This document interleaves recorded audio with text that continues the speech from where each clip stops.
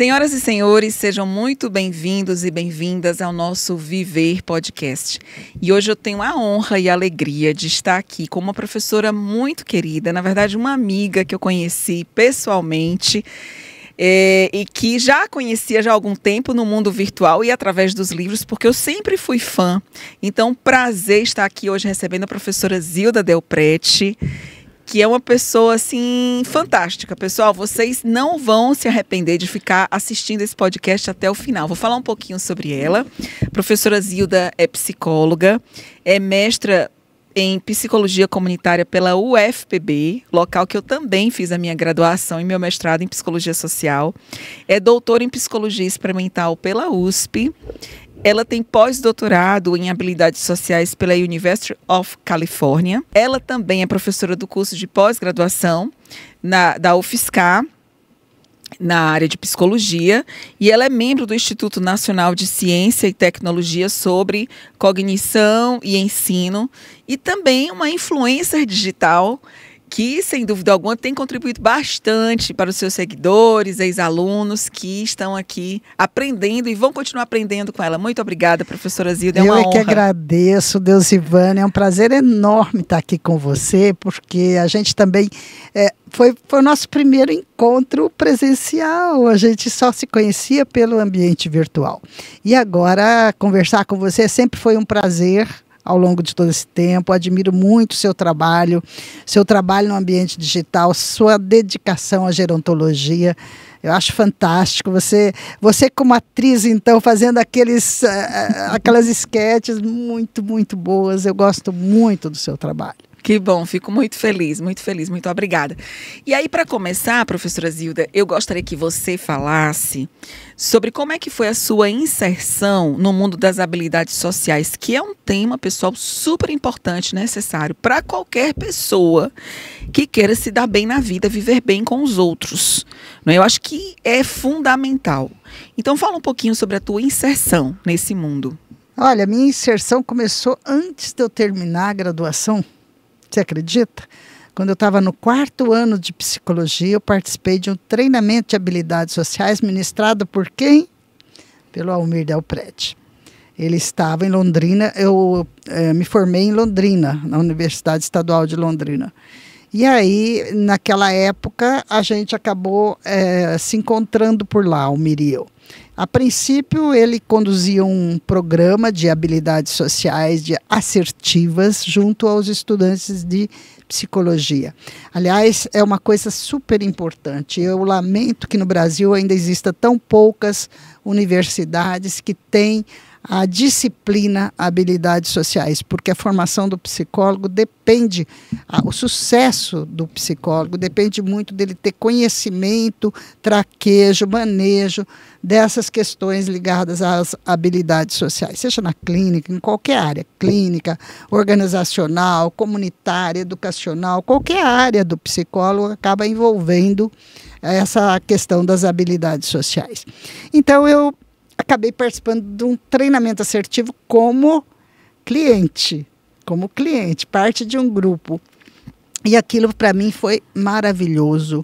Na época eu tinha percebido que eu tinha muita ansiedade social, de falar em público, de discordar, de uma série de coisas. E graças ao treinamento assertivo eu comecei a superar isso. E depois só fui melhorando, quer dizer, hoje eu não estaria aqui falando assim tranquilamente se fosse aquela época, tá? Então, muito aprendizado e tudo mais. E depois disso, é claro que eu acabei me aproximando mais de Almir e a gente acabou se casando, mudando para João Pessoa, tendo filhos por lá, mas continuamos fazendo o nosso trabalho em habilidades sociais, estudando muito, com muitos desafios, com muitas dificuldades, porque a gente não tinha material no Brasil sobre isso, a gente não tinha orientador no Brasil sobre isso, a gente estava garimpando uma área basicamente inexplorada. E foi por aí que isso nos aproximou cada vez mais, porque a troca acadêmica, além da troca afetiva, né, também acabou contribuindo para que a gente se enfronhasse cada vez mais nessa área. E no mestrado, eu consegui fazer uma dissertação de mestrado dentro do campo das habilidades sociais. Na época chamava treinamento comportamental. Porém, depois disso, no doutorado, eu já não tive um orientador dessa área, porque aí a especialização é maior. Eu tive que fazer meio que um pequeno mudança de trajeto. Fui para a área educacional, trabalhar com a questão da formação do professor, mas o tempo todo a gente trabalhava com habilidades sociais. E quando a gente foi para João Pessoa, uma das questões que nos tocava muito era exatamente a questão da formação do psicólogo. Então, a gente pesquisou sobre formação do psicólogo, a gente pesquisou quais são as dores, quais são os problemas, quais são as dificuldades que o psicólogo encontra exatamente na passagem para a vida profissional, nos estágios. E nós começamos a investir por aí. Então, a gente fez muita coisa voltada, pesquisa prática o tempo todo, desenvolvimento de programas, desenvolvimento de técnicas. Muito, muito interessante. Eu vejo vocês como os grandes pioneiros aqui no Brasil, né? Para mim, sempre foram referência. Eu queria que você esclarecesse para o nosso seguidor, as pessoas que estão aqui nos acompanhando, o que seria, de fato, o termo habilidade social? Qual a diferença entre habilidade social e competência social? Essa é a pergunta inevitável que eu recebo em todo lugar. Mas, assim, para simplificar, imagina que eu estou interagindo com você agora. Eu tenho algum objetivo aqui. O objetivo é expor algumas ideias, é transmitir para as pessoas algumas ideias sobre habilidades sociais, é aprender mais com você. Tudo isso são objetivos da interação, tá? Na medida em que eu consigo atingir os objetivos todos da interação, eu posso dizer que eu fui socialmente competente aqui. Só que se eu for analisar essa nossa interação, eu vou encontrar os tijolinhos que compuseram essa interação. Nós vamos falar aqui durante 1 hora, por exemplo, e durante essa 1 hora você vai fazer pergunta para mim, eu vou responder. Pode ser que a gente conte alguma piadinha, pode ser que a gente conte alguma curiosidade, pode ser que você faça uma pergunta que eu não sei responder, eu vou ter que dar um jeito de me livrar aí da pergunta ou dar um jeito de manejar essa situação. Veja, todo esse processo, os tijolos construtores da nossa interação, eles são as habilidades sociais. As habilidades sociais, então, nós chamamos de componentes descritivos da interação. E a competência social é o componente avaliativo, a dimensão avaliativa. Eu vou ver se essa interação atendeu critérios específicos de qualidade. Quais são? Atingir os objetivos é um, mas não só. Essa tem que ser uma interação pautada pelo bem-estar das duas pessoas, pela troca respeitosa, pelo respeito aos direitos humanos. Nós duas temos que sair daqui melhores do que entramos. Você pode até me fazer uma crítica, mas isso não vai acabar com o nosso relacionamento, porque ela vai ser construtiva. Então, veja, a qualidade da relação se mantém, a autoestima, os direitos interpessoais, uma relação ganha-ganha. Tudo isso são critérios para eu avaliar o quanto essa interação foi socialmente competente. Então, é uma dimensão mais avaliativa. Tá? Nem sempre eu atingo todos esses critérios. Tem interações, por exemplo, que eu posso usar todos os recursos descritos como assertividade e não atingir meus objetivos. Pode acontecer. Atingir os demais? Provavelmente, sim. Se eu for socialmente, se eu tiver um desempenho qualificado para atingir todos aqueles outros critérios, eu posso dizer que eu fui socialmente competente, apesar de não atingir os objetivos. Uma pessoa vai pedir um emprego, por exemplo. Ela aprende todas as habilidades necessárias para isso, mas quem vai construir isso no processo é ela. Ela vai ter que fazer escolhas. O que eu digo agora? A pessoa me faz uma pergunta: por que você deixou o último emprego? O que eu respondo? Eu vou dizer que eu briguei lá com o patrão, ou que teve... O que eu vou dizer? E uma coisa também que nós chamamos a atenção. A competência social é pautada pela coerência entre o pensar, o sentir e o fazer. Então, se você teve problemas, você vai, ou você não diz nada, ou você vai dizer a verdade. Você não vai simular. Você tem que ser autêntico na relação. Então, mesmo em situações mais demandantes, mais difíceis, mais desafiantes, é importante manter essa coerência. Essa coerência é a fundação da competência social. Não dá para ser socialmente competente. Por exemplo, você fala assim, Zilda, o que você acha do meu cabelo assim? Tá, eu estou achando bonito, mas digamos que eu não gostasse. Eu vou dizer, tá bonito? Não, eu não estaria sendo coerente. Tá? Então eu tenho que descobrir uma forma de fazer isso sem ofender, sem prejudicar a nossa relação e dizer de uma maneira que seja socialmente competente. O que você diria? Por exemplo, eu diria assim, olha, você poderia melhorar um pouquinho aqui. Isso, nesse já aspecto. É uma maneira. Entendeu? Olha, tá legal, mas eu sempre sou do time que primeiro dá um elogio e depois vem com a crítica construtiva. Certo. Entendeu? Então, certo. assim, é uma crítica construtiva no sentido de que, olha, tá bom, mas poderia melhorar nesse aspecto. Eu só corrigiria uma coisa, Deusivânia, uma coisa que eu ensino para os alunos. Sim. Não use o mas. Não? Não Olha, use o mas. Estou aprendendo. Agora eu vou fazer para você. Sim, eu preciso desenvolver as minhas habilidades sociais. Inclusive, Zilda, uma coisa que eu quero aprender é ser mais assertiva. Ótimo. Eu tenho muita dificuldade. Assertividade é uma das classes mais difíceis. Mais difíceis. Inclusive, assim, só para complementar a minha ideia, eu acho que eu fui muito assertiva no período que eu morei nos Estados Unidos. Olha que coisa interessante, como a cultura, como o ambiente, como o meio molda o nosso comportamento. Eu sempre fui aquela pessoa de querer agradar todo mundo, de fazer o que é melhor para os outros.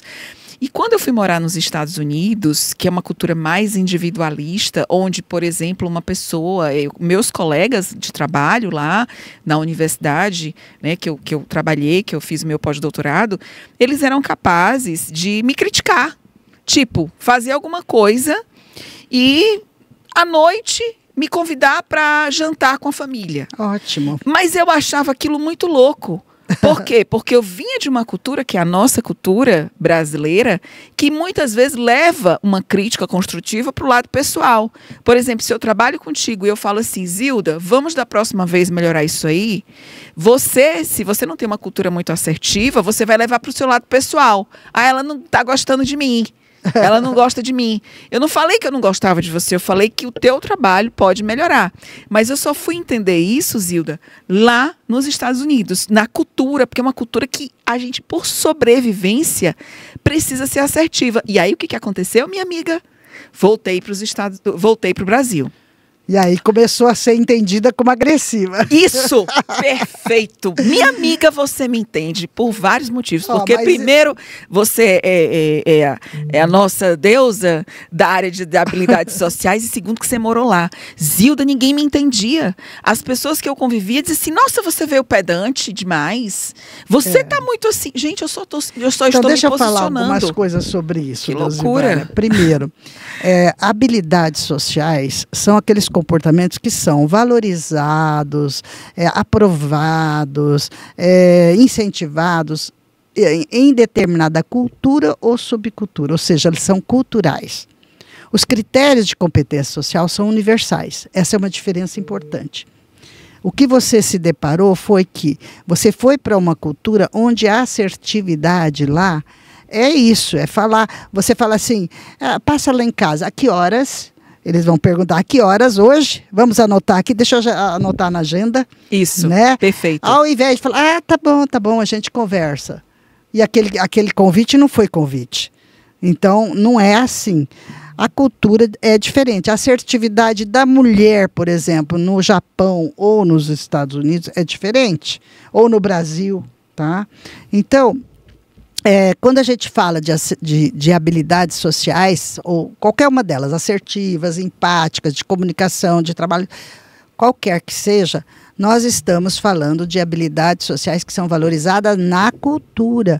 E lembrando que a gente tem nichos culturais, subculturas também. Se você pega uma cultura, um grupo específico com uma cultura, vamos dizer, queer ou de gênero, enfim, pode ser que o que é socialmente aceito dentro dessa cultura seja diferente das demais. Se você pega um grupo que trabalha com... Olha, uma das coisas que me chamou muita atenção, uma colega minha trabalhava com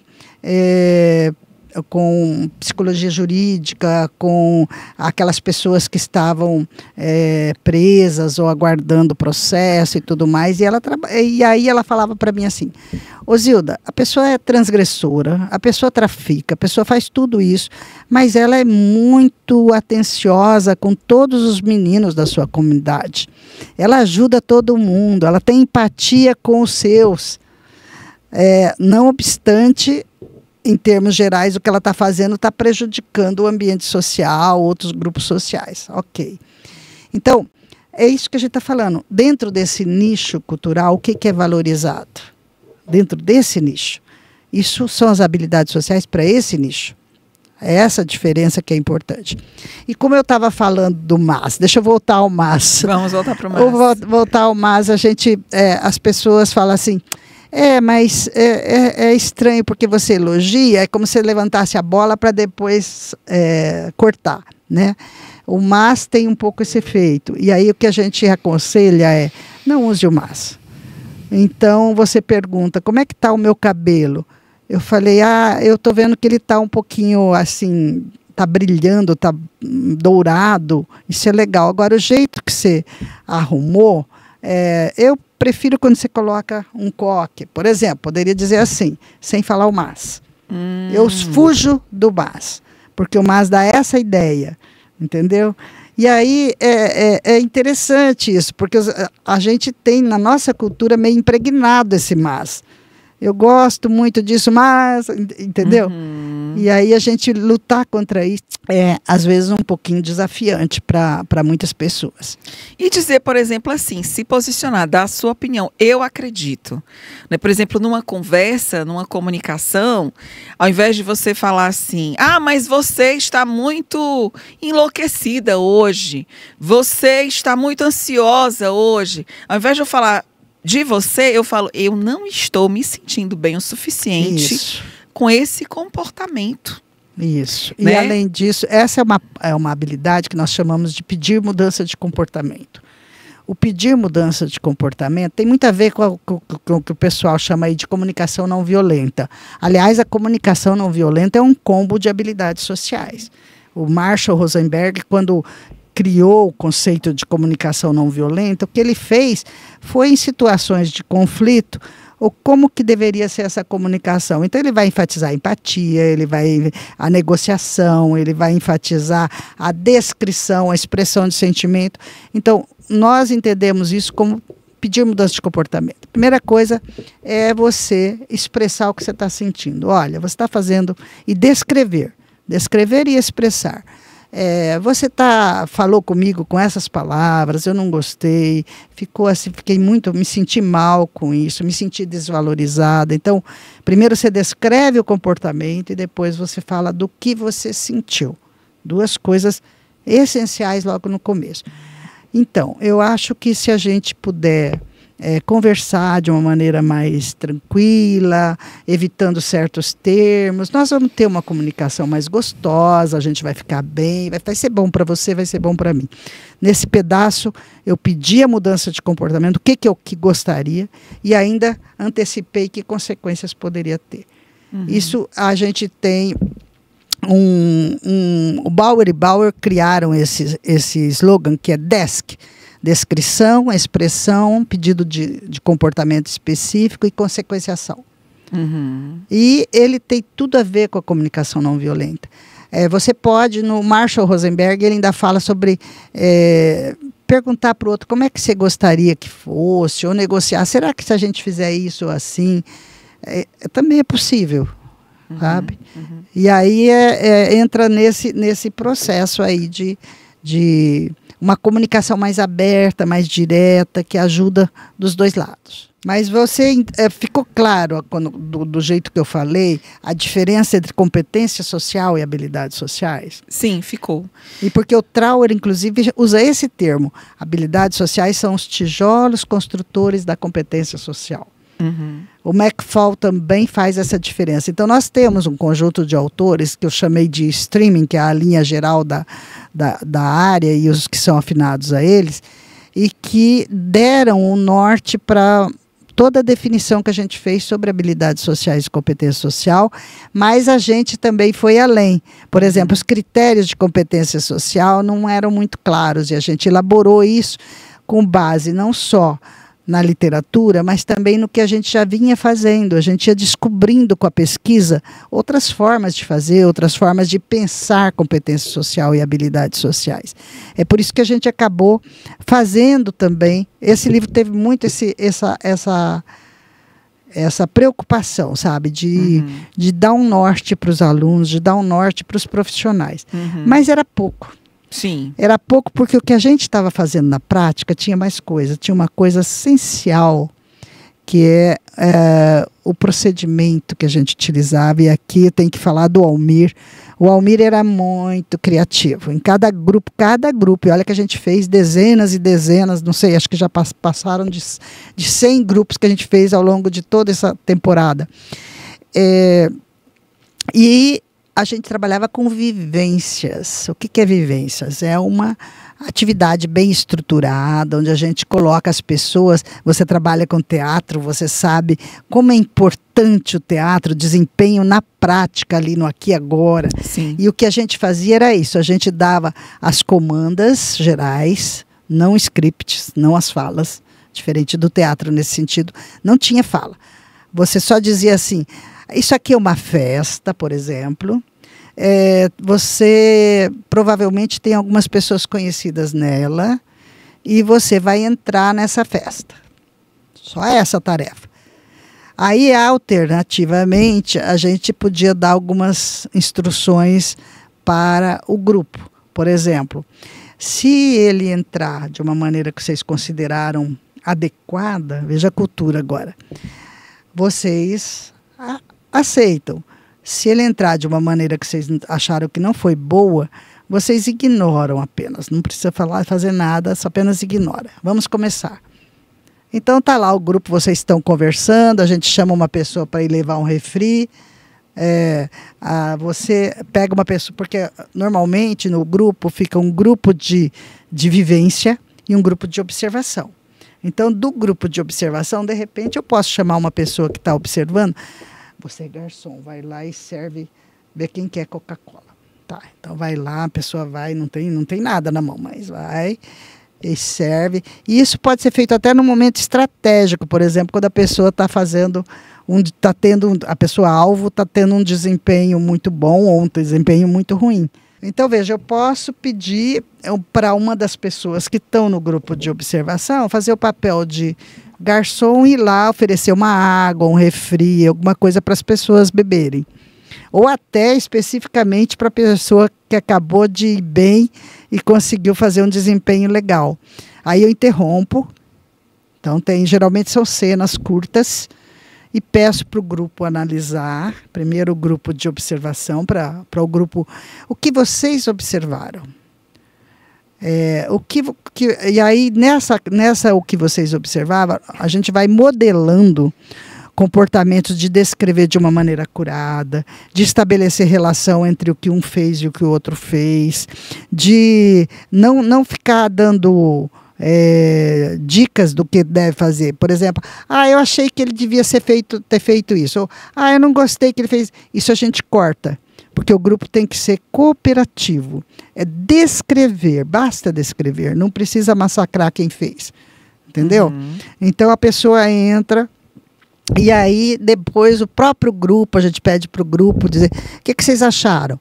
Por que vocês deixaram ele entrar? O que vocês viram no desempenho dele que foi legal? Para a pessoa que está chegando. O que você pensou antes? o que você observou para se aproximar da fulana X. A pessoa pode falar, não, é porque eu já conheço, ela é minha vizinha, ela está aqui na festa, eu achei mais fácil. Beleza, então ótimo, você discriminou algum aspecto do ambiente que é importante para o seu desempenho, maravilha. E o que você disse? Como é que você achou? Como foi? Então, todas as pessoas observam, descrevem, avaliam. E aí, ok. Agora vamos ver uma outra situação. Então, se a pessoa foi muito bem, a vivência prossegue criando uma situação mais desafiante. Tá? Então, por exemplo, todas as pessoas estão de costa. Como é que ela lida com isso? Ou as pessoas estão numa conversa muito assim, ele chega para conversar e ninguém dá atenção. A gente cria situações desafiantes que a gente chama de overlearning, né? É uma situação em que, se você nessa situação de faz de conta, você aprende um pouco mais, as situações mais difíceis, provavelmente na situação real vai ser tranquilo. Ou então, se a pessoa teve muita dificuldade, a próxima cena a gente pode pôr 2 pessoas para entrarem juntas. A gente avalia qual foi o grau de sua ansiedade aqui. Diga para mim de 0 a 10. Ai, eu tive 8 de ansiedade. Ok, tá, só para saber. E aí, em que momento você teve essa mais ansiedade? No momento de falar com eles, eu não sabia o que falar. Ok, então agora você pensa um pouquinho antes, relaxa, vamos lá, nós vamos fazer de novo, só que agora chama alguém que está observando, vai com você. E só isso faz uma diferença enorme. Se eu estou num grupo, estou ensinando as pessoas a discordarem assertivamente, se eu colocar 2 pessoas para fazerem isso, elas vão se sentir melhores. Porque a questão da assertividade também eu acho assim muito importante. Eu volto a falar sobre ela, porque eu acho que muitas vezes a gente sofre por falta de assertividade. Muito. Não é, Zilda? Muito. A assertividade está muito ligada à ansiedade. Então, se você... O Volpe foi um dos pioneiros do campo, né? Nos Estados Unidos começou com Volpe. E ele trabalhava exatamente a questão da ansiedade e depois ele tentava fazer um processo de sensibilização em algum momento da ansiedade. Também é um procedimento bom. Mas aos poucos ele foi descobrindo que quando a pessoa agia assertivamente, ela reduzia a ansiedade. E aí ele entrou para um processo, para uma técnica chamada inibição recíproca. Ou seja, assim como a ansiedade inibe o bom desempenho pode ajudar a superar a ansiedade. E é isso que ele fez, desenvolveu nos Estados Unidos. Depois outras pessoas entraram, efetividade interpessoal, o Lazarus falando que a gente tinha que se preocupar menos com sentimentos negativos e mais com sentimentos positivos, expressão de amor, expressão de afeto positivo. Teve muita coisa nos Estados Unidos. Antes de Argyle na Inglaterra, que foram os dois ícones, né? Como é que as habilidades sociais podem ser melhor aprendidas e melhor desenvolvidas de forma eficaz? Então, as habilidades sociais, para aprender habilidades sociais, existe todo um contexto ambiental que pode ser favorável. Porém, quando esse contexto não é favorável e você precisa de programas especiais para desenvolver habilidades, ou o contexto não é favorável, ou alguma condição física presente, por exemplo, no transtorno do espectro autista, você precisa de profissionais altamente qualificados. E esses profissionais precisam desenvolver um conjunto de procedimentos, técnicas, métodos para tornarem esse ensino, essa promoção de habilidades sociais de fato efetiva. E nós temos um conjunto muito amplo. A gente ensina 1 a 1 no nosso curso de especialização em habilidades sociais. E aí nós vamos desde aquelas técnicas e procedimentos que a gente chama de cognitivo-comportamentais e aqueles que são analítico-comportamentais. Então, a famosa ABA, Análise Comportamental Aplicada, que não é, como muita gente pensa, somente para autismo. É a aplicação dos princípios da análise do comportamento que serve para qualquer pessoa. E, é claro, tem sido mais desenvolvida aí com a preocupação em melhorar qualidade de vida das pessoas do espectro autista. Mas nós podemos destacar aqui a psicoeducação, a exposição dialogada. Muita coisa a gente pode ensinar por exposição dialogada, instrução, a reestruturação cognitiva. São 3 procedimentos que teriam muito mais a ver, talvez, com abordagem cognitivo-comportamental. E na abordagem analítico-comportamental, nós temos um conjunto de técnicas que o educador, na sua interação direta com o educando, ou o terapeuta, na sua interação direta com o cliente, precisa utilizar para promover habilidades sociais. Quais seriam elas? Nós destacamos aqui, por exemplo, as técnicas de reforçamento diferencial, feedback, que é diferente de reforçamento, a modelagem, a modelação, o treino de observação e de auto-observação, fundamental porque a competência social depende também disso, a análise de interação, análise de contingências. O cliente precisa começar a compreender qual é o contexto de vida, quais são as demandas, estimar as consequências e verificar se o seu desempenho produz ou não essas consequências que ele busca e alterar o seu desempenho em função de tudo isso. O treino de discriminação e generalização. Não dá para você ensinar um script pronto para uma pessoa. Olha, então para cumprimentar você tem que fazer isso, isso e isso. Para conseguir um emprego você tem que falar isso, isso. Não existe essa coisa de script. Existe uma leitura do ambiente muito precisa, muito cuidadosa, que você precisa discriminar quais são os elementos do ambiente, quem é o seu entrevistador, o que ele está buscando, o que você está percebendo do que você está dizendo, será que você está no caminho certo? Na própria interação, o entrevistador dá dicas se você está indo por um caminho bom ou não. Você consegue discriminar isso? Uhum. Você consegue generalizar um comportamento que deu certo de uma situação para outra? Uhum. Então, são técnicas também muito importantes. E existem as técnicas mais amplas, que nós chamamos assim, que são uma mistura de todas essas técnicas, mas dentro de uma estruturação específica. Por exemplo, vivências. Eu estou conduzindo uma vivência, já dei exemplos aqui. A vivência pode ter todas essas técnicas que eu falei. Pode ter modelação, pode ter reforçamento, pode ter feedback, pode ter treino de discriminação, de autoobservação, de descrição, tudo isso dentro de uma vivência. As vivências análogas são aquelas que reproduzem a situação de vida real. Por exemplo, você está numa festa e você precisa abordar uma outra pessoa que você quer muito conhecer. Isso pode ocorrer e você pode reproduzir essa situação no seu ambiente de trabalho, de atendimento. Mas existem as vivências análogas, onde você faz uma analogia, ou simbólicas no caso. Então, por exemplo, uma pessoa tem que sair de um círculo, porque ficar no círculo é o problema para ela. Sair é resolver o problema. E ela tem que descobrir formas de sair do círculo.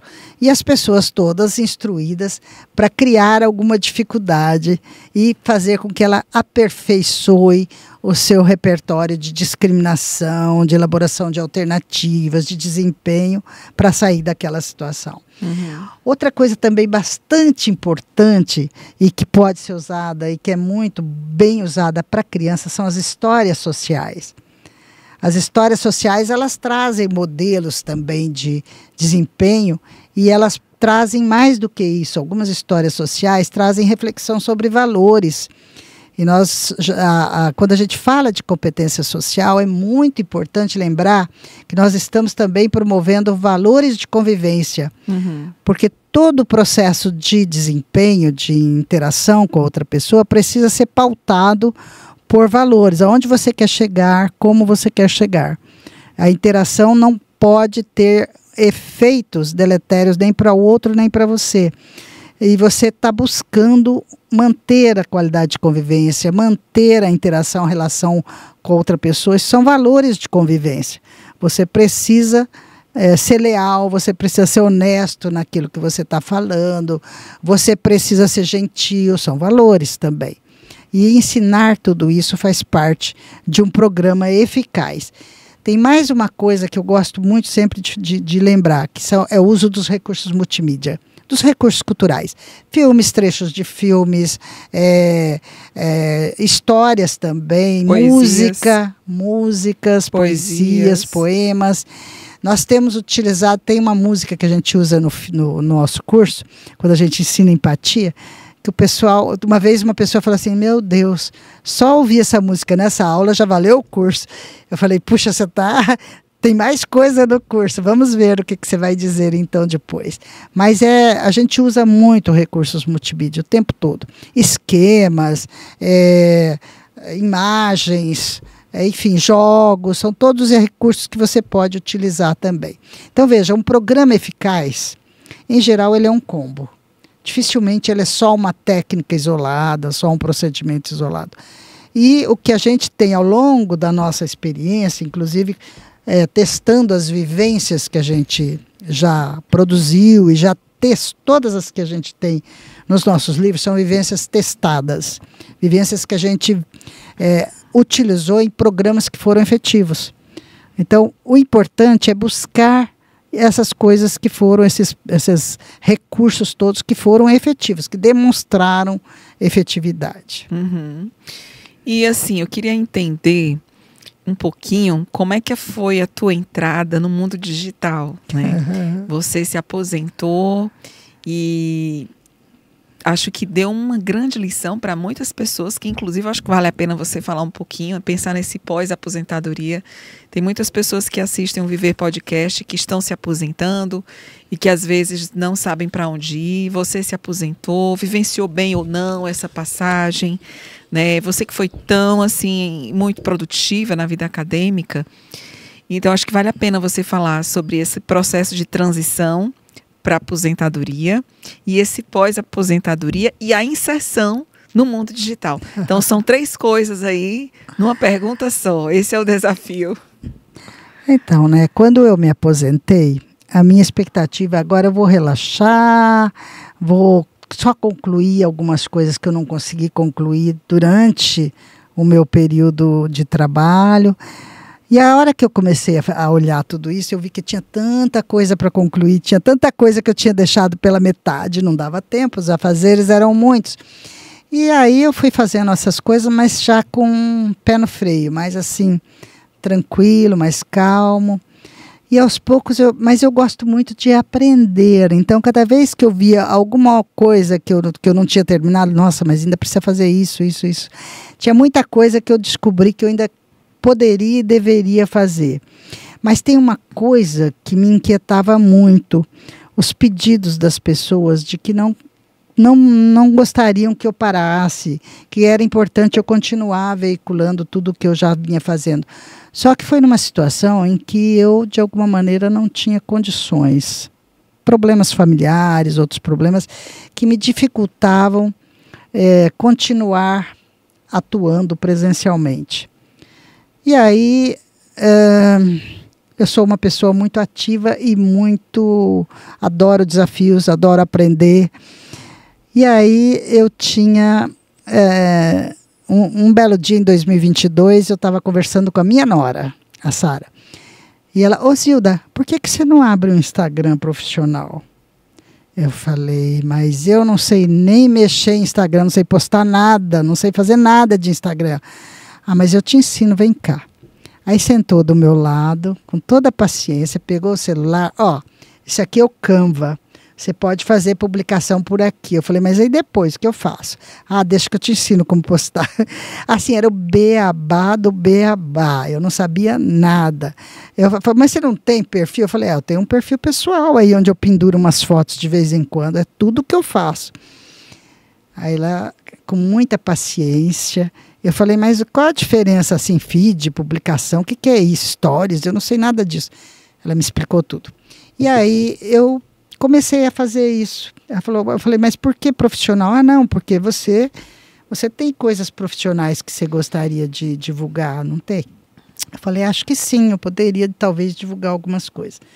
E aí eu comecei meio por brincadeira. Eu fiquei mais de 6 meses, foi do final de 2022, eu fiquei mais de 6 meses ali, postando uma coisinha, postando outra, achando engraçadinho fazer aquilo e tal, aprendendo mais coisas, que beleza.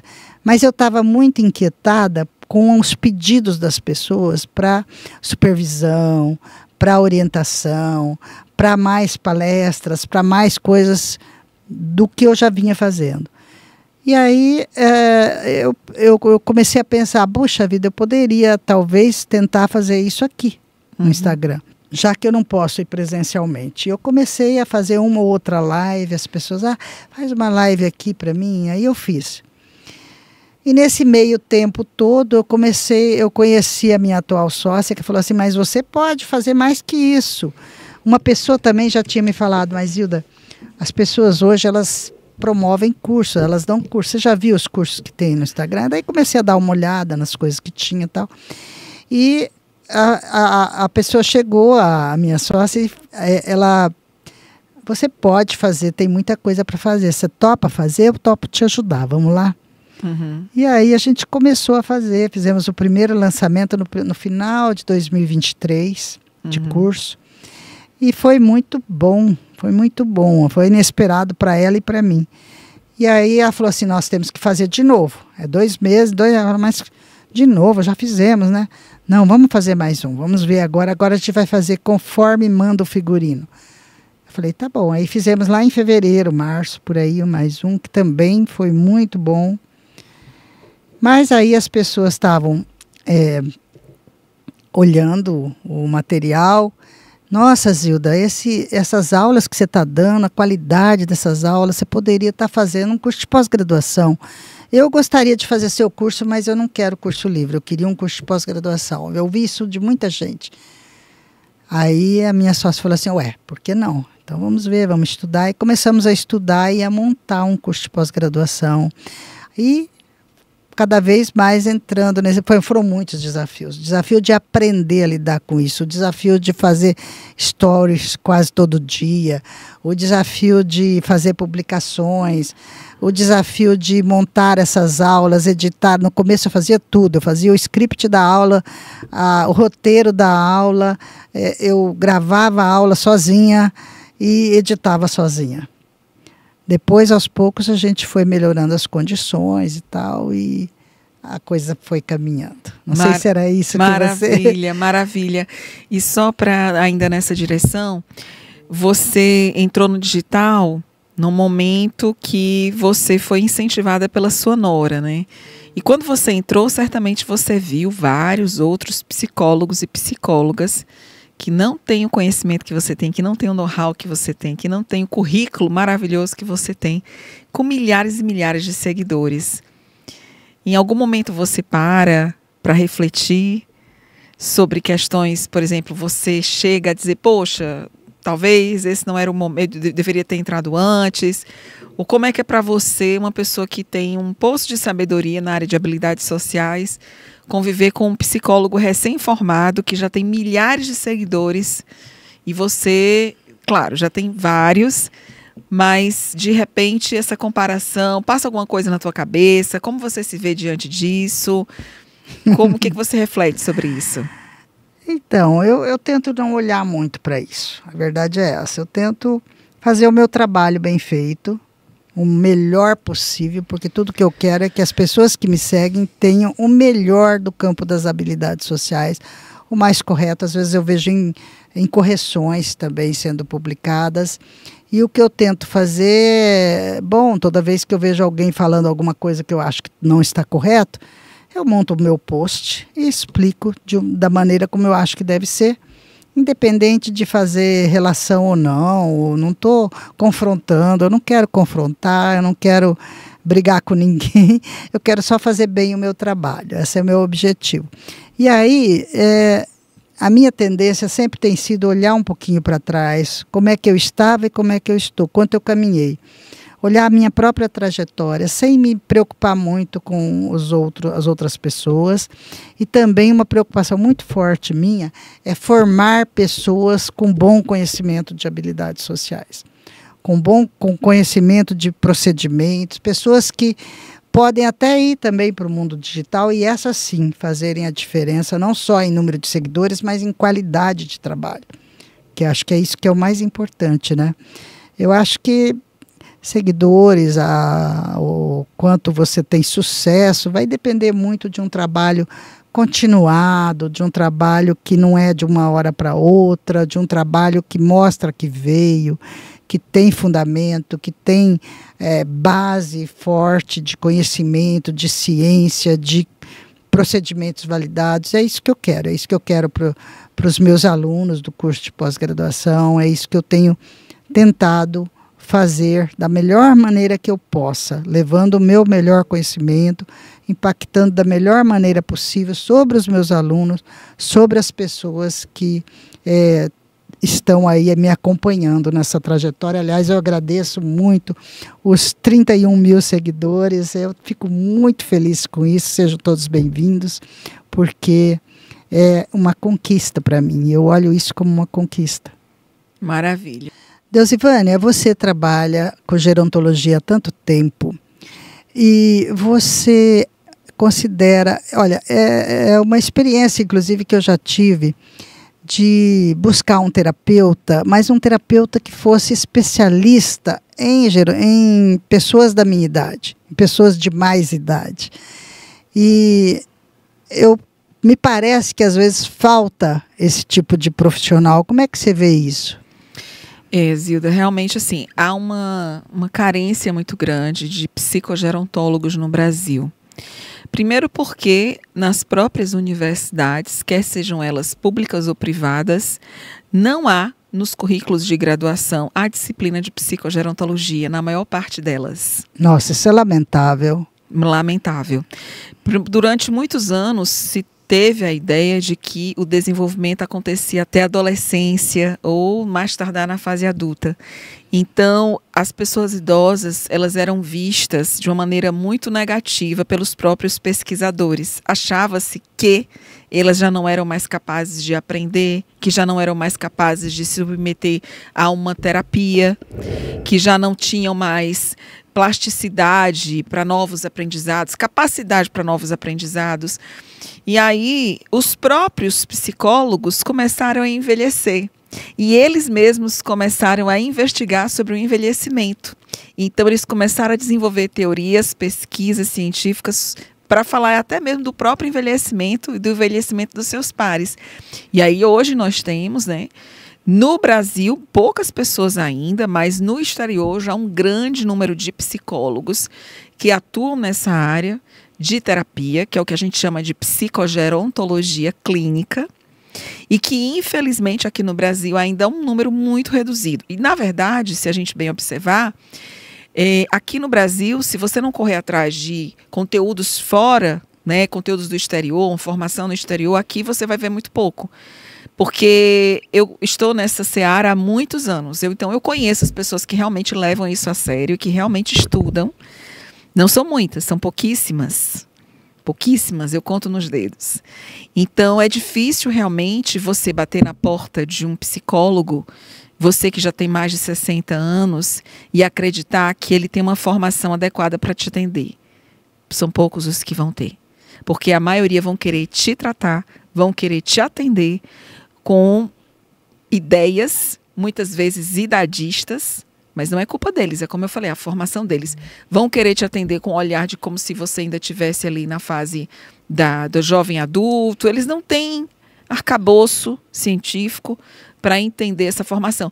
E aí a pessoa fala assim, mas eu fiz uma especialização em gerontologia. Também não é suficiente. Porque a gerontologia, ela nos dá, assim, felizmente, uma visão biopsicossocial, histórica e cultural do envelhecimento. Mas a psicogerontologia, ela vai mais a fundo nos aspectos psicológicos do envelhecimento. Para você ter uma ideia, nos Estados Unidos tem todo uma série de informações em que os psicólogos precisam ter uma série de anos de formação, de práticas baseadas em evidências científicas para poder chegar a ter o título de psicogerontólogo clínico, por exemplo. Nós estamos engatinhando aqui no Brasil, mas temos muita coisa ainda para fazer, sem dúvida alguma. Com certeza, e eu espero que você faça. Deixa eu falar um pouquinho de idosos, porque é tão importante, né? Então, eu tive uma orientanda, porque assim, a nossa dinâmica na UFSCar sempre foi de acatar os projetos dos alunos. O aluno vem querendo, eu quero trabalhar com idosos. É com idosos que você vai trabalhar. Eu quero trabalhar com a questão de drogadição. É com isso que você vai trabalhar. Só a única exigência que eu faço é seja dentro das habilidades sociais, que é a nossa área. E isso gerou uma diversidade, realmente, uma expansão de focos, de nichos. E aí uma aluna minha da graduação estava interessada em trabalhar com idosos, a Ana Carolina. Hoje ela está em Portugal. Ela fez um trabalho maravilhoso. Ela começou... Na graduação, ela fez a monografia. Ela queria, estava se comemorando os 60 anos dos direitos universais, e ela começou a pensar nos direitos dos idosos. E ela fez uma monografia tentando fazer essa relação, como é que isso seria. E depois, ela foi descobrindo quanto os idosos que ela conversou, que ela trabalhou, muitas vezes eles sofriam por falta de assertividade, por dificuldade de empatia, por dificuldade de relacionamento. Aquele idoso que muitas vezes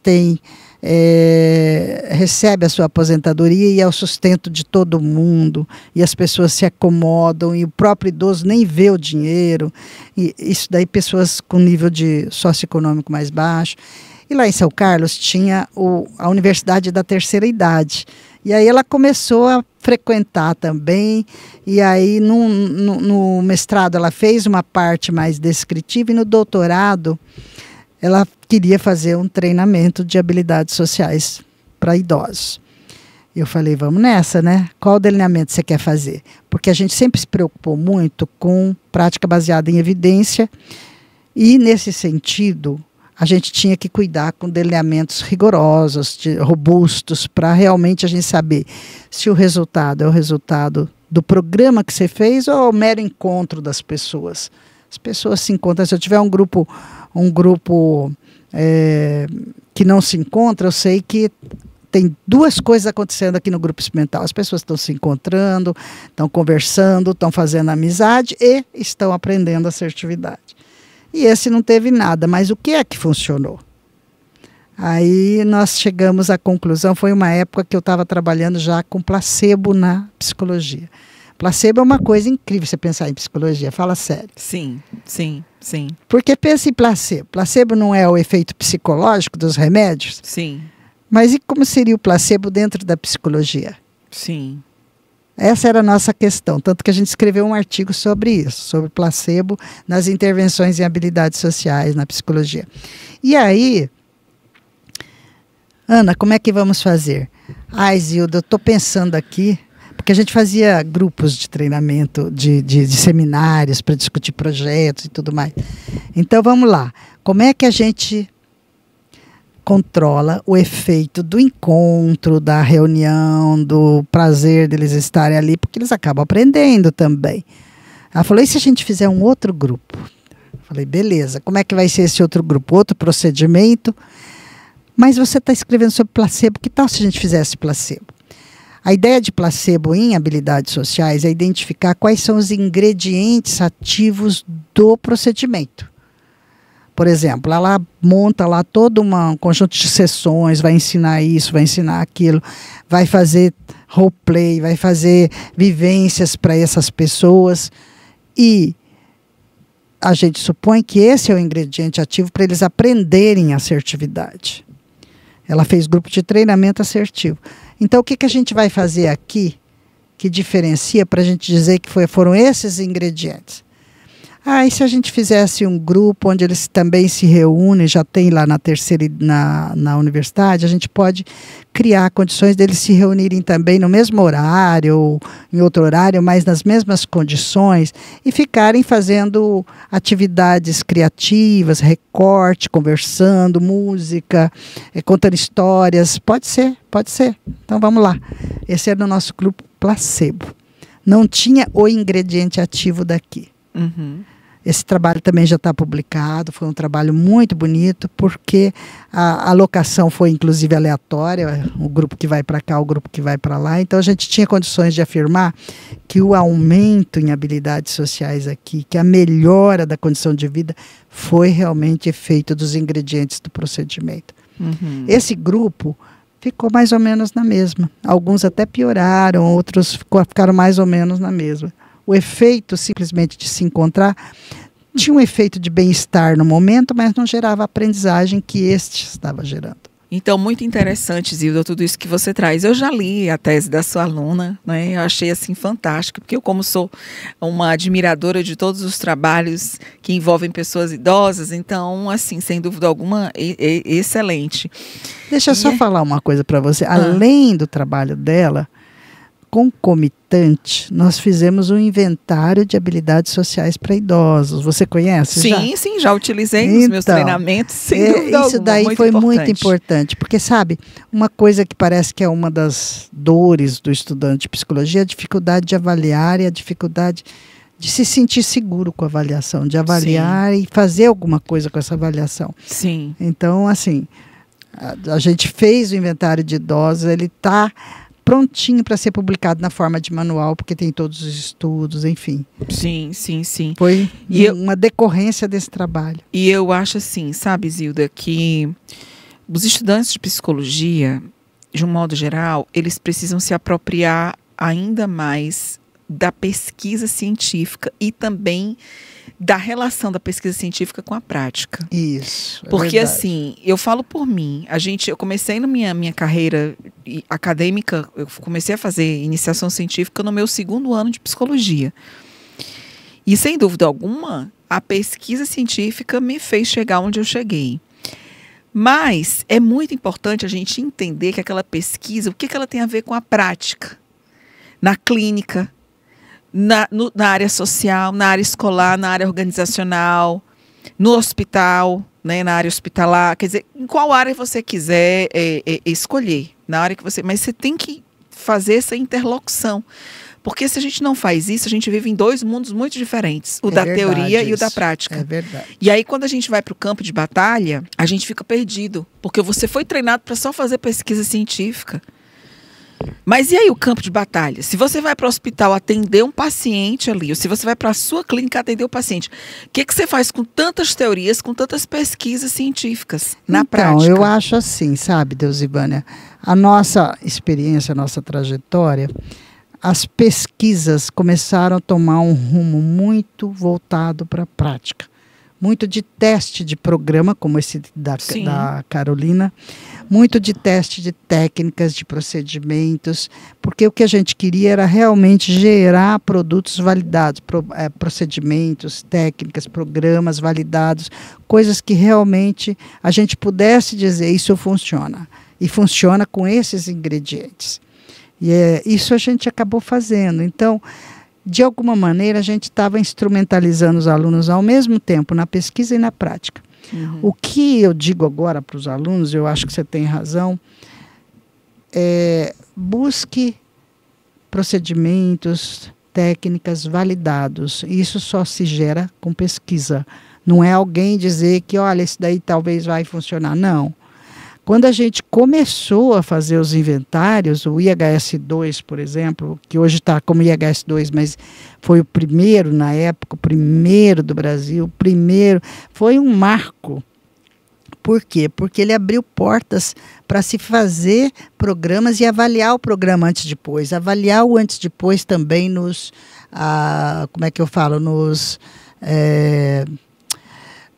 grupos placebo ou nos grupos controle, e poder aí sim ter resultados robustos. A gente sempre teve essa preocupação de instrumentalizar também o aluno, porque era uma demanda deles também. E eu vejo assim que muito importante hoje, eu vejo a necessidade de falar para os meus alunos, quer sejam eles de psicologia ou de gerontologia, sobre a questão de uma ciência baseada em evidências. Isso. Não é? Porque nós temos aí uma série de abordagens, né? Algumas que fazem mais parte da história da psicologia do que da vivência na prática hoje, baseada em evidências. Então, eu me preocupo muito com isso. Em estudar, né, e passar para o meu aluno o que de fato é palpável, o que de fato tem controle de variáveis, o que de fato, quais são os estudos realmente que são baseados em evidências científicas, né? Porque se a gente não faz isso, na própria psicogerontologia, que é uma área da psicologia super relativamente nova, especialmente aqui no Brasil, se eu já não entro com essa ideia aqui, vai acabar com a dança, sei lá, dança das cadeiras, uma coisa assim, nada a ver, e todo mundo falando que é psicogerontologia, mas não é.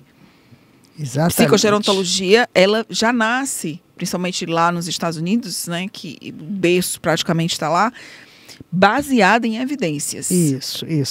E eu vejo também, viu, Deusivânia, uma coisa que me preocupa bastante é ver pessoas falando sobre habilidades sociais e reforçando mitos, reforçando coisas que não tem nenhuma base de evidência, que não tem... porque eu brinco que o campo das habilidades sociais flerta perigosamente com o senso comum. Por quê? Porque todos nós temos experiência de interação social. O tempo todo, a gente já nasce imerso na interação social. A questão é, o que eu estou falando sobre habilidades sociais tem respaldo científico ou não? Então, aí nós temos livros de autoajuda, nós temos uma porção de coisas que foram surgindo porque a necessidade é alta, reconheço, as pessoas querem aprender ou a se dar melhor, ou a influenciar melhor as pessoas, ou a fazer amigos, ou a abordar relacionamentos íntimos de uma maneira ou de outra. Agora, o que existe de pesquisa a respeito do assunto, o que existe de procedimentos efetivos, é isso que precisa ser reconhecido. Uhum. E isso não é eu acho, porque eu testei tal coisa e funcionou. Eu testei assim com o meu cliente e funcionou.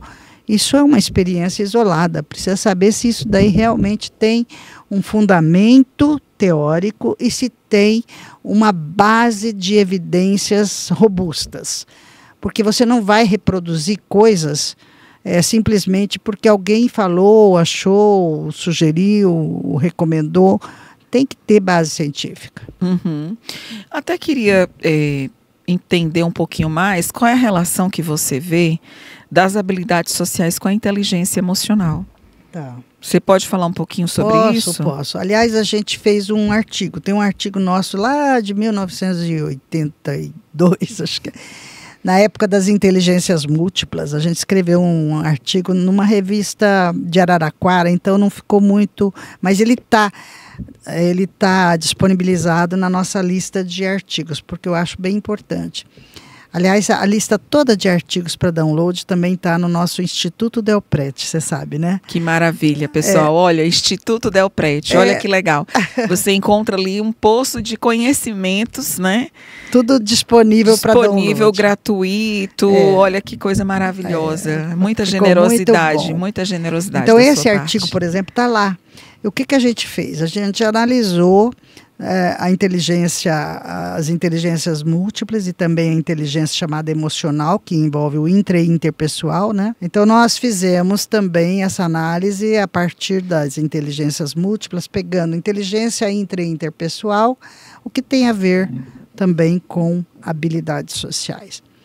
E aí, é claro, a gente faz toda uma análise. A gente tem as teorias de inteligência, né? E o Thorndike já falava em inteligência social. Nós temos uma série de autores aí clássicos que já se preocupavam com a aplicação da inteligência na vida social das pessoas.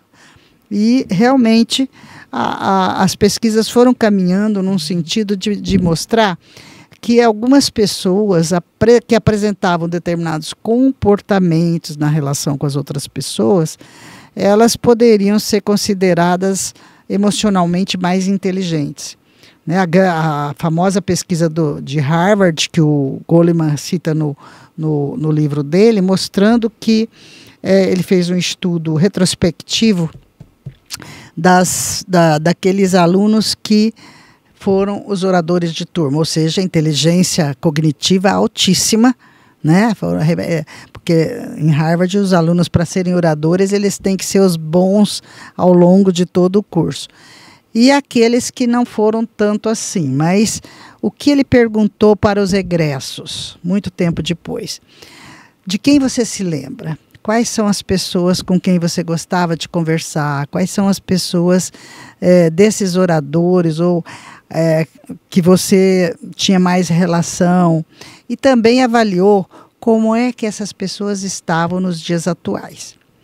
E o que ele percebeu é que muitos daqueles que foram referidos como grandes amigos, pessoas bacanas, que os outros lembravam com saudade, não foram os oradores de turma. E que muitos, não todos, tá? Não, muitos que foram oradores de turma não estavam nesse momento tão bem quanto os demais, da lista que eles tinham. Então, eles encontraram uma correlação, não foi uma correlação negativa, mas um descompasso entre a inteligência cognitiva e a inteligência emocional. Aqueles que tinham mais inteligência emocional eram aqueles que estavam bem, inclusive financeiramente, e alguns oradores eram até empregados desses, numa situação de se dar bem na vida, aquela coisa de uma inteligência de vida que a gente fala, né? E quando ele foi esmiuçar o que é isso, o que encontrou? A capacidade de lidar com emoções, a capacidade de identificar emoções dos outros, a capacidade de manejar tudo isso, de resolver problemas de uma maneira adequada na interação com as outras pessoas. Tudo isso são habilidades sociais. Então, na verdade, existe uma corrente de inteligência que vai que chama de inteligência emocional, um combo também de habilidades sociais, de competência social, a capacidade de autogestão de emoções, a capacidade de perceber o que está sentindo no momento, a capacidade de perceber o outro, de colaborar com o outro, de apresentar empatia com o outro. O que é isso, se não habilidades sociais? Então, há uma relação muito próxima aí. Muito próxima, apenas que a explicação, nesse caso da inteligência emocional, acaba focando essa característica interna, esse construto inteligência, como se fosse realmente um fator determinante de tudo isso. E quando a gente analisa do ponto de vista das habilidades sociais, nós vamos analisar que essas pessoas desenvolveram, ao longo da vida, um conjunto de habilidades que pode sim ter elementos inatos. A gente não está ignorando isso. Pode ter elementos inatos. Mas que teve também um ambiente suficientemente estimulador para que tudo isso florescesse de uma maneira que faz toda a diferença na vida das pessoas. Então, a abordagem aí, a explicação no ponto de vista das habilidades sociais é diferente.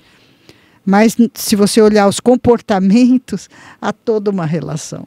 Sim, e a gente vê assim que a inteligência, né, emocional, as habilidades sociais, elas são ingredientes essenciais para o sucesso profissional. Com certeza. Né? Eu vejo assim, eu tenho alunos aqui na USP que têm QI altíssimo, tiveram notas altíssimas, no final do curso está lá 9,2, 9,5, chegam até a fazer um doutorado, alguns deles, mas tem outros que nem se destacaram tanto e hoje são big empresários, que estão assim sendo bem melhor sucedidos, né, em termos financeiros, em termos sociais. E isso me chamou muita atenção ao longo dos anos, né? Eu estou aqui na USP há 17 anos, então eu já tenho hoje ex-alunos que já têm aí já são colegas, né? Alguns são colegas, outros já são empresários. Você também deve ter visto isso. Muito isso, muito isso. Você vê aquela pessoa, inclusive aquela pessoa assim que às vezes nem teve estudo e que tem uma sensibilidade para a relação, uma qualidade assim de compreensão. Você encontra pessoas muito simples que você conversa e dá vontade de continuar conversando, porque a pessoa exala sabedoria. Sim. Né? O que é isso? É claro que do ponto de vista da inteligência, uma questão que eu coloco é que do ponto de vista da inteligência emocional, acaba se configurando ou se conceitualizando um construto como se ele fosse estável e interno. Mas mesmo mesmo se eu falar de inteligência emocional, eu estou falando de comportamentos, de interações que podem ser aprendidas, que podem ser desenvolvidas, que podem ser aperfeiçoadas ao longo da vida. Essa é a grande diferença também. Isso é muito legal, né? Porque a pessoa, ela não nasce, né? Você está falando que é treinável. O sucesso é treinável. Também. Né? O sucesso é treinável, a inteligência emocional ela é treinável, as habilidades sociais são treináveis. Né? E a gente está falando em sucesso, mas a gente pode falar, numa área que você domina mais que ninguém, na qualidade de vida, na longevidade.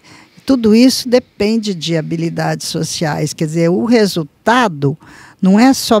É também, em termos de habilidade, a gente chama de habilidades sociais profissionais, essas que têm a ver com o trabalho, com o sucesso profissional, mas a gente tem todas essas habilidades sociais aqui ao longo da vida, as pessoas foram cultivando e melhorando para a qualidade dos seus relacionamentos e que hoje influi sobre, por exemplo, a longevidade. Existem estudos mostrando isso.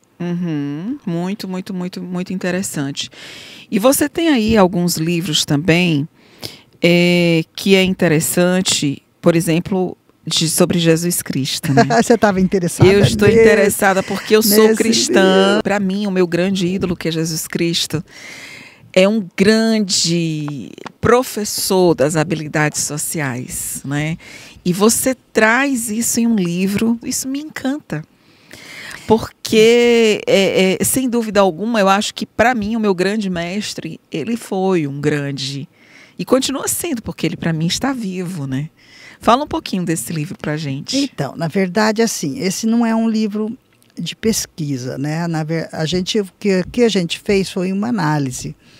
E essa análise surgiu muito em função do conhecimento do Almir sobre Velho Testamento, Novo Testamento. Eu nunca tive um conhecimento muito aprofundado, mas ele sim. E eu entrava como interlocutora das análises todas, sempre trazendo também o campo das habilidades sociais para a gente fazer essa análise. E nos impressionou muita coisa do que a gente colocou aqui, a gente viu agora nesse seriado The Chosen, você deve ter assistido. Sim, sim. Maravilhoso. Maravilhoso. Aquele Jesus está retratado muito parecido com o que a gente fala aqui. E é muito bom. Então, nesse livro, a gente vai falar da competência social de Jesus. Jesus lidou com poderosos, lidou com gentios, lidou com pessoas excluídas, lidou com a questão da mulher, por exemplo, como Jesus lidou bem com isso, as provocações dos poderosos. Ele enfrentou tudo isso de maneira assertiva, outras vezes muito empática.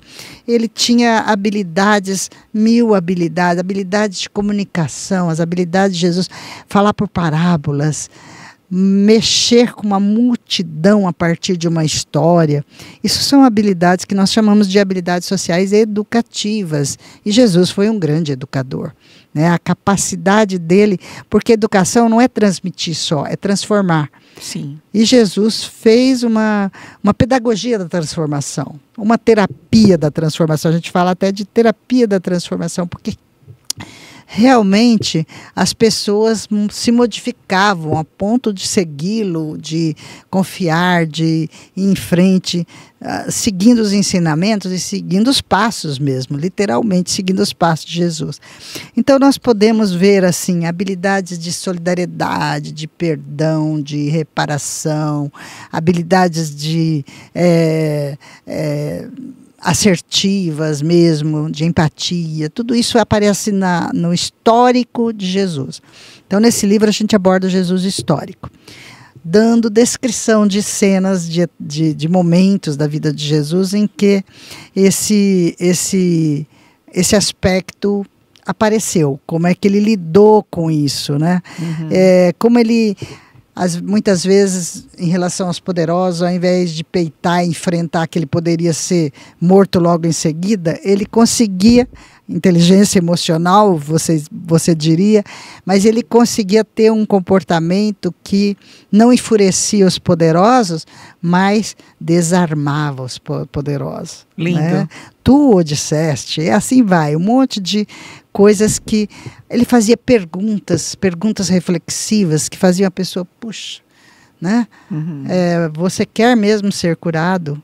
Enfim, perguntas que as pessoas nunca tinham parado para fazer. Então, Jesus aqui, o que a gente mostrou aqui é que todos esses comportamentos de Jesus, deveriam ser modelo para quem é cristão.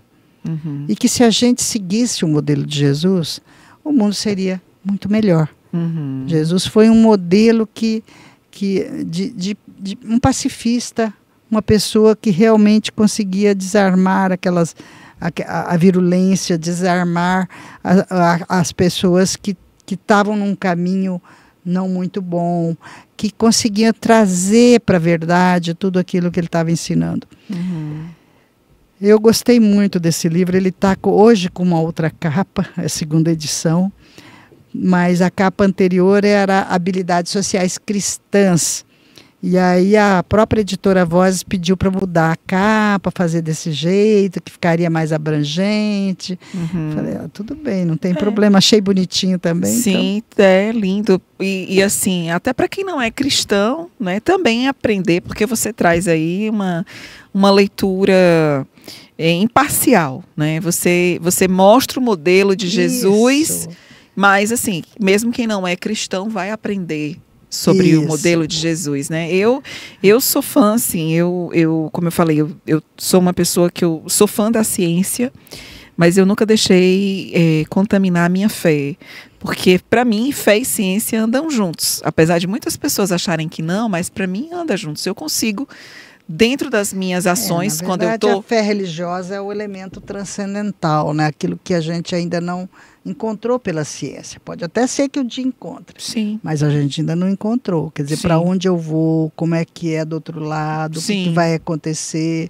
Sim, né? Sim. Mas aí, para mim, fé é você acreditar em algo, você ter esperança. E são coisas assim que Jesus ensinou muito bem, né, pra gente. Por isso que eu sou tão fã dele, né? Eu queria ser modelo. Basta seguir. Pois é, eu não consigo assim. A gente busca, né? Mas estou muito distante ainda, Zilda. Mas você sabe uma coisa também interessante? Ao construir esse livro, uma coisa que a gente fez foi pedir para pessoas de diferentes religiões lerem.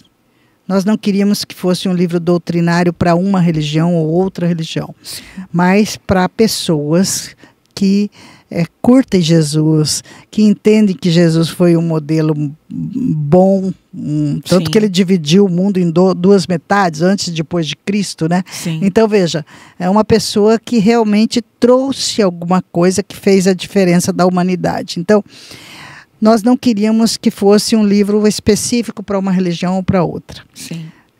É até provável que algumas religiões adotem mais esse livro do que outras, mas não foi a nossa intenção. Para isso, a gente pediu para pessoas de diferentes religiões lerem, com dois objetivos, e também pessoas com diferentes níveis socioeconômicos, porque a gente queria que ele fosse muito acessível, e ele é muito acessível. Então, o que a gente fez?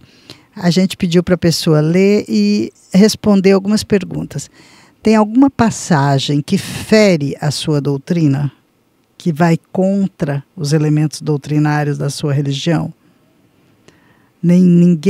Todas as pessoas que leram falaram, não, parece até que vocês estão escrevendo para a gente. Então, independente de ser budista, de qualquer outra religião, né, qualquer outra religião. Especialmente religiões cristãs, a gente pensou, né? A gente pegou, assim, evangélicos, católicos, espíritas, testemunha de Jeová, todas as pessoas com diferentes religiões.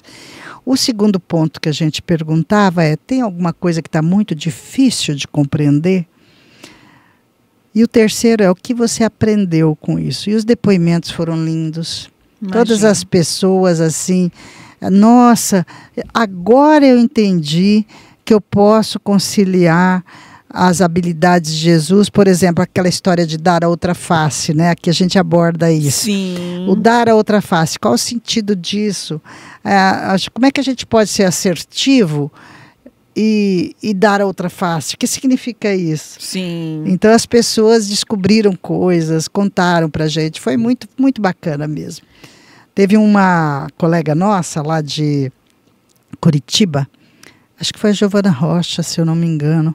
Acho que foi no grupo dela ou de uma colega dela, não me lembro agora, que eles adotaram esse livro numa das disciplinas e depois pediram para os alunos como prova, a avaliação da disciplina, para mandarem uma carta aos autores. E nós recebemos cartinhas tão gostosas de ler. A gente guardou isso de lembrança, porque foi muito boa. Cartas aos autores. A avaliação de vocês vai ser uma carta aos autores. Coisa boa, presente para nós. Com certeza, achei fantástico. Muito bacana a ideia. Quem sabe a gente não faz isso também na universidade. Foi muito bom. Pedir para os alunos fazerem isso. Zilda, e assim, fala um pouquinho sobre a questão das habilidades sociais conjugais. Existem autores, inclusive, que tratam dessa questão. O Gottman, por exemplo, é um autor que estuda habilidades sociais conjugais e que detalha quais seriam as habilidades importantes para um casal. Então, tem algumas habilidades assim que são mais gerais, habilidades sociais empáticas, de comunicação, assertivas, de solução de problemas. Todas essas habilidades são essenciais. Mas o Gottman, ele fez mais que isso. Além de identificar as habilidades sociais que são importantes, ele foi atrás dos terapeutas de casais para verificar, quando eles têm uma terapia de casal bem sucedida, o que foi que eles trabalharam com esses casais. Quais foram os ingredientes. Então, essa é uma pesquisa que ficou bem bacana, ele chamou de terapia conjugal mínima.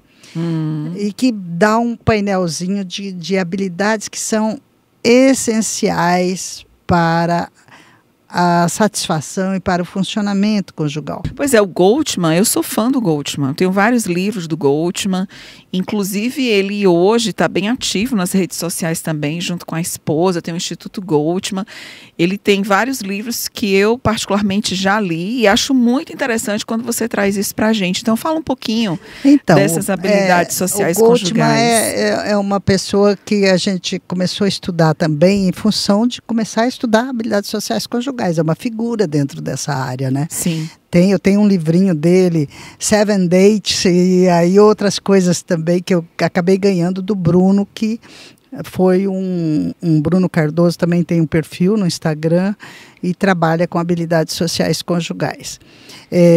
E com terapia, processos nessa área.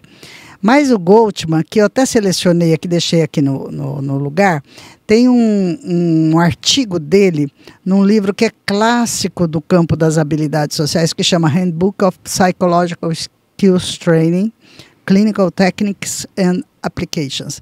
O capítulo dele é comunicação e abordagens de habilidades sociais para tratar casamentos com problemas. Uma recomendação para uma nova terapia conjugal chamada terapia conjugal mínima. E aí ele fez todo esse estudo com terapeutas, como eu já falei, e ele chegou a 5 itens que parece que são os itens fundamentais numa terapia bem-sucedida para casais. Esses itens, eu tinha feito a tradução aqui: acalmar-se e identificar um estado alterado do outro. Isso é interessante, ó. Muito, porque assim, no calor das emoções... Que as pessoas dizem coisas... Isso, que acabam afetando, sai assim, no calor das emoções, falam, agridem, né? Vem com uma comunicação verbal agressiva. Exato. Né? E aí a importância de respirar. Né? Vamos respirar, vamos acalmar para colocar as coisas. A primeira coisa, então, em é ordem. Acalmar-se e identificar esse estado alterado. A segunda, ouvir de forma não defensiva. É a escutativa mesmo nesse momento. Sim. Quantos casais têm dificuldade de ouvir o outro, né? E isso daqui é fundamental. E aí, só complementando, Zilda, eu fico pensando que muitos casais têm dificuldade de ouvir o outro porque eles mesmos têm dificuldade de se ouvir. Pode ser. Entendeu? Como é que eu vou ouvir o outro se eu não consigo me ouvir? Exato. Tem muito casal que entra numa relação, e eu já vi, porque a gente faz também terapia, eu já acompanhei alguns processos terapêuticos, que entra numa relação em que a pessoa vai se despersonalizando para atender a demanda do outro, Exato, o desejo do outro. exato. E nessa história acaba se perdendo de si mesmo ou de si mesmo. Exato. A primeira coisa realmente é autoconhecimento, né? E aqui, o terceiro seria validar o sentimento do outro. Então, isso numa situação de conflito, esses itens aqui, principalmente para situações conflitantes. Validar o sentimento do outro é a parte de empatia, né? O outro é reorganizar o esquema de interação do casal de modo a romper o ciclo queixa, crítica, comportamento defensivo. Um se queixa, o outro critica, e o outro tem um comportamento defensivo, e isso vai alimentando numa roda, num círculo vicioso. Ou ainda tem o desdém, né? A pessoa está num comportamento defensivo e o outro desdenha aquilo, reduz. Ou simplesmente desprezo, afastamento. Um despreza e o outro se afasta. E aí nunca resolve nada. Uma das coisas que você falando isso, eu me lembro, né? Às vezes até em rodas de conversa, que você vê aí vários casais, onde um casal, você vê um cônjuge subestimando o outro. Exato. Desdenhando o outro na frente dos outros. Na frente dos outros. Eu já vi muito isso. Isso é muito triste. E principalmente quando a gente conhece os dois e sabe que a pessoa está sendo injustamente desprezada. Puxa vida, é triste. Falta de assertividade, falta de comunicação, todo um trabalho que precisa ser feito para romper esse ciclo, né? Nossa, isso é muito interessante, né, Zilda? Você vê o quanto a ciência nos ensina e como é necessário que ela seja posta em prática. Isso. Porque quantos casamentos foram interrompidos por falta de habilidade social? Você já parou para pensar nisso? Tudo isso daqui, isso daqui é da terapia conjugal mínima. As pessoas buscam a terapia, mas o quanto elas conseguem realmente desenvolver essas habilidades todas que são tão necessárias, um em relação ao outro, tá? O último item que ele coloca é desenvolver estilos de persuasão interpessoal. Estilos mesmo, é uma forma de conversar, de comunicar-se com o outro, de maneira a expressar suas necessidades, a ouvir a necessidade do outro, a ter as suas necessidades atendidas. Então, tudo isso faz parte aí desse movimento interpessoal. E em relação à empatia, eu até fiz uma postagem sobre o que eu chamei de tábua de empatia, mas é um trabalho muito importante, muito importante. Muitos casais naufragam pela falta de empatia um em relação ao outro. E aí o que acontece? O terapeuta trabalha com a empatia de várias formas. Uma das formas e é um experimento também, um estudo que eu faço uma referência, toda uma equipe, o laboratório e tal, eles fizeram como uma forma de um procedimento mesmo dentro de um estudo. Sim. E as pessoas, o casal, é convidado a... primeiro eles conversam, tem entrevistas tal, para saber quais são os pontos críticos de problemas que eles têm. Depois, eles pedem para que o casal converse inicialmente uma conversa neutra, alguma coisa que não gera conflito. E eles estão gravando a conversa, gravando duas gravações, porque eles vão usar as duas gravações depois. Uma mais focada numa pessoa, outra mais focada na outra pessoa. A segunda etapa, eles pedem para elas continuarem conversando agora um tópico daqueles que geram problema. O que vocês estavam conversando lá na sala de espera, ou que conversaram e que é um problema para vocês? Quais são os temas sensíveis? E aí eles são convidados a fazer essa conversa. E nessa conversa, claro, surgem todos os conflitos, os desentendimentos. Tentem conversar do mesmo jeito que vocês conversariam se estivessem lá na sala de espera. Sim. E nós vamos gravar. Aí grava também o foco nos dois. Na segunda parte, eles vão pedir para as pessoas assistirem o vídeo. E assistir o vídeo primeiro focado nela própria. O que você estava sentindo nesse momento? O que você estava sentindo aqui? O que você estava sentindo aqui? Eles marcam no vídeo quais os focos, quais os momentos em que tinha sentimentos exacerbados. e que sentimento era esse e por que a pessoa estava sentindo aquilo. Uhum. Aí ela assiste também o do parceiro. O que você acha que ele estava sentindo em cada... Porque ela já fez com os dois, então agora vai olhar o do parceiro. Sim. O que você acha que ele estava sentindo? Como é que você reagiria a esse sentimento, a essa expressividade?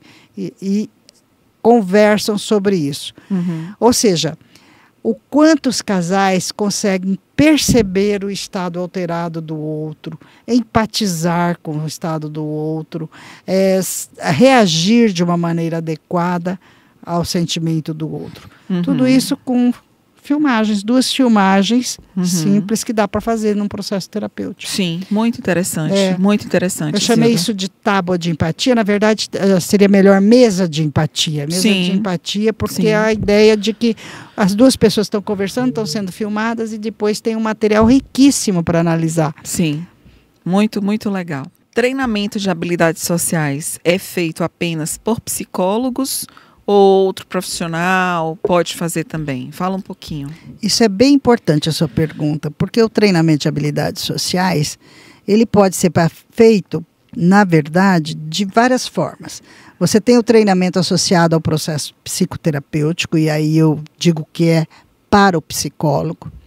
Por quê? Porque uma pessoa chega com queixas clínicas e você vai acoplar um programa de habilidades sociais para melhorar a qualidade de vida da pessoa e também para resolver muitos dos sintomas. Você pega depressão, você pega fobia social, ansiedade social, você pega problemas conjugais.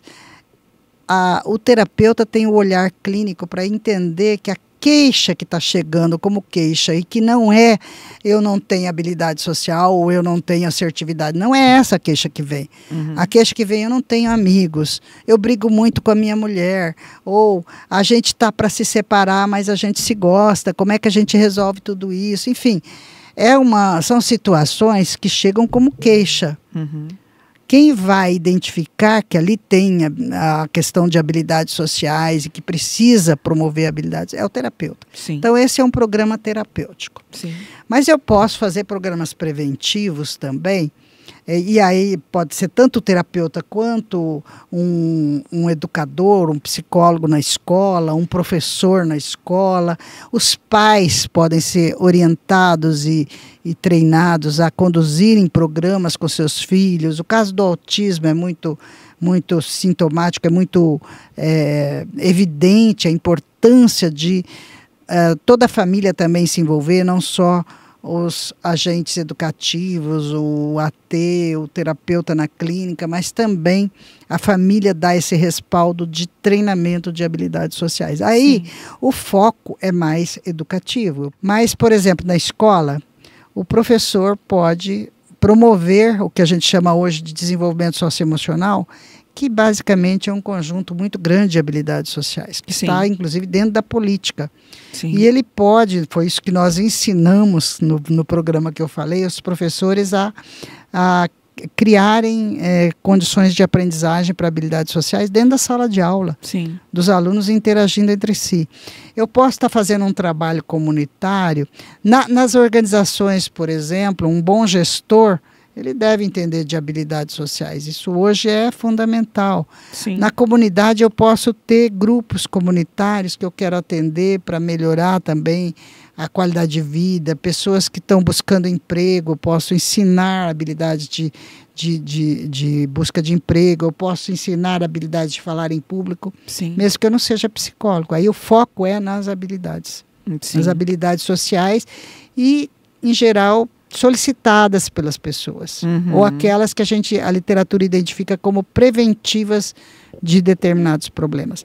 Trabalhei muito tempo com crianças com problemas de aprendizagem. Sim. Esse é um problema que normalmente leva a criança para o psicólogo, sim, ou para o psicopedagogo. Mas essas crianças também carecem de habilidades sociais. E quem é que vai ensinar isso? Pode ser o psicólogo escolar, né, na escola. Sim. Pode ser o professor em sala, sim, de aula. Pode ser a família bem orientada para fazer isso. Uhum. O importante, no fundo, é conhecer bem a área. Sim. E ficar dentro do escopo daquilo. Eu não vou pedir que um professor faça um atendimento clínico. Não vou aceitar que uma pessoa sem formação em psicologia faça um programa de habilidades sociais com pacientes, com pessoas que têm problemas clínicos mais sérios. Sim, não dá. Não tem condição. Cada macaco no seu galho, né? Como já dizia minha avó. É isso mesmo. Cada um no seu quadrado. Ou seja, não tem como você passar a desenvolver um papel que você não tem competência para isso. Isso. Chega até a ser uma falta de ética também, né? De ética. Tanto é que a gente, no Instituto Delprete, você vai ver lá, tem uma proposta, a gente já está organizando para breve, não sei quando é que é esse breve, mas para breve, um curso de habilidades sociais também de pós-graduação para educadores e gestores. Sim, porque aí você vai fazer uma adaptação para esse público. Para esse público. Aí o foco é outro, é a interação professor-aluno, a interação entre alunos na escola, é o papel do educador, como ele pode promover habilidades sociais, mas como ele pode lidar com conflitos, com problemas de comportamento que envolvem déficits de habilidades sociais, enfim. Sim. São as questões próprias da escola, a questão da disciplina positiva, a questão do bullying, problemas que são mais típicos do contexto escolar. Entendi. E para terminar a nossa conversa, que foi maravilhosa. Foi mesmo, adorei, viu? Maravilhosa. Aqui eu ficaria o dia inteiro com você. Quando eu começo a conversar com a Deusivânia, eu perco a noção de tempo. Não é que eu perco tempo, eu perco a noção de tempo. E isso já aconteceu porque, vou falar uma coisa para vocês, hoje foi o meu primeiro encontro presencial com a Deusivânia. Todo o nosso contato até agora tinha sido via redes, via telefone, via WhatsApp, e foi uma empatia imediata, foi uma conexão imediata, porque eu respeito muito o trabalho da Deusivânia, eu acho que ela tem um trabalho maravilhoso. Obrigada. E aí, para finalizar, eu quero te entregar essas flores. Tá? Que lindo. Essas flores, a gente sempre pergunta o que essas flores representam para você, qual a mensagem final que você quer deixar para os nossos seguidores. Essas flores representam vida e viver. Eu acho que assim, eu gosto muito de orquídea, essa tá linda. Eu já tive uma orquídea amarela e essa daqui, olha que linda. Ela é diferente, né? Ela é bem diferente, adorei. Puxa, obrigada, viu? Foi um carinho que... muito bom, adorei. E a mensagem que eu deixo para as pessoas é que procurem viver o melhor que vocês puderem. Procurem desenvolver as suas habilidades sociais. Veja, nós estamos aqui, eu falando de habilidades sociais, diante de uma pessoa especialista em viver mais. Então, eu acho que as duas coisas têm tudo a ver, uma em relação à outra. E viver bem o dia de hoje significa viver bem e viver mais o dia de amanhã. Então, a minha mensagem é: cultivem suas habilidades sociais, procurem aprender, procurem estar em contato com pessoas que são modelos de habilidades sociais, inclusive Jesus, né? Mas que são modelos que você pode se espelhar neles para ter relações realmente saudáveis, harmônicas, satisfatórias, plenas de vida. É isso. Obrigada. Muito obrigada, pessoal. Olha, obrigada, Zilda, de coração. Como ela falou, foi uma amizade, assim, é uma amiga querida. Eu não tenho outro adjetivo. É uma amiga querida, apesar da gente ter se conhecido hoje, mas a gente já trocou tanto. Gente, a gente já passou mais de 1 hora no telefone, eu e ela conversando. Né? Numa empatia sem fim. Então, a você que ficou conosco até agora, o meu muito obrigada pela sua atenção. Acho que você aprendeu bastante hoje com a Zilda, e não deixe essa informação ficar só aqui entre a gente. Compartilhe essa informação com mais pessoas.